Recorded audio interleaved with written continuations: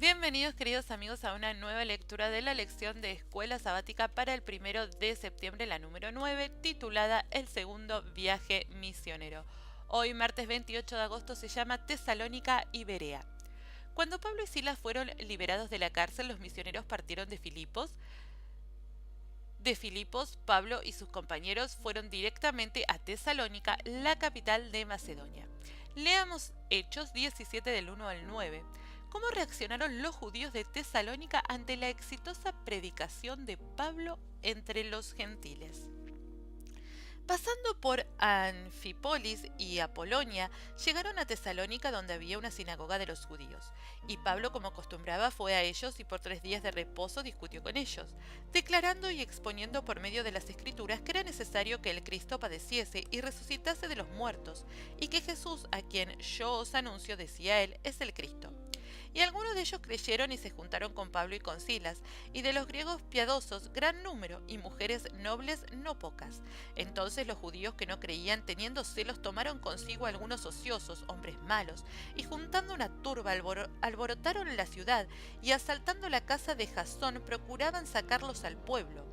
Pero no hallándolos, trajeron a Jasón y a algunos hermanos ante las autoridades de la ciudad gritando: estos que trastornan el mundo entero también han venido acá, a los cuales Jasón ha recibido. Y todos estos contravienen los decretos de César, diciendo que hay otro rey, Jesús. Y alborotaron al pueblo y a las autoridades de la ciudad, oyendo estas cosas.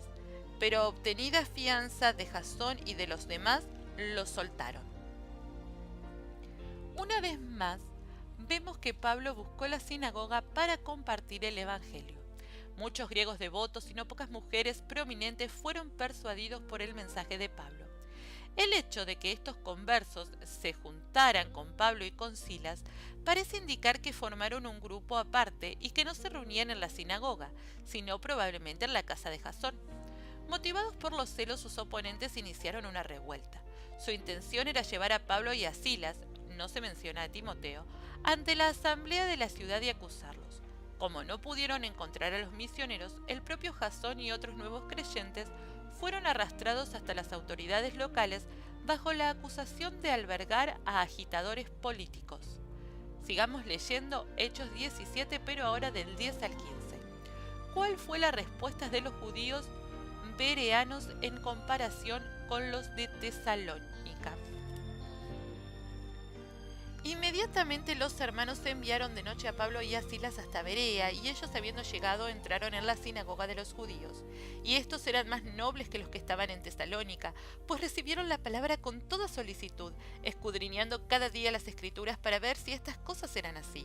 Así que creyeron muchos de ellos y mujeres griegas de distinción, y no pocos hombres. Cuando los judíos de Tesalónica supieron que también en Berea era anunciada la palabra de Dios por Pablo, fueron allá, y también alborotaron a las multitudes.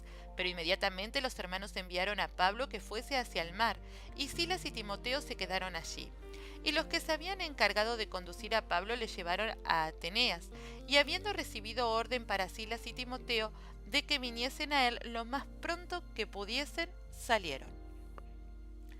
El término Eugenes, Hechos 17:11, originalmente significaba bien nacido o de noble nacimiento, pero llegó a denotar en términos más generales una actitud imparcial, que probablemente sea el caso aquí.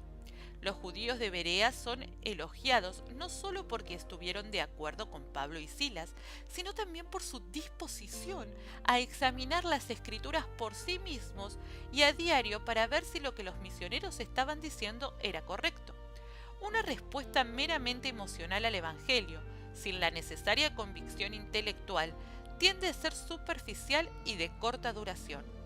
No obstante, al poco tiempo la persecución interrumpió el ministerio productivo de Pablo en Berea, obligándolo a avanzar más al sur, hacia Atenas.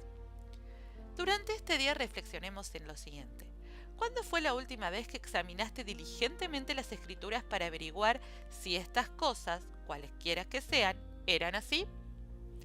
Queridas familias, seguimos leyendo Reavivados por su palabra, hoy Hebreos capítulo 11, y durante esta semana seguimos estudiando el deseado de todas las gentes, capítulos 59 y 60.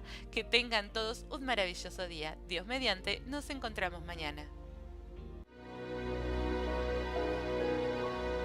No olvides dar me gusta y seguirnos en Facebook en www.facebook.com/tiempo de saber.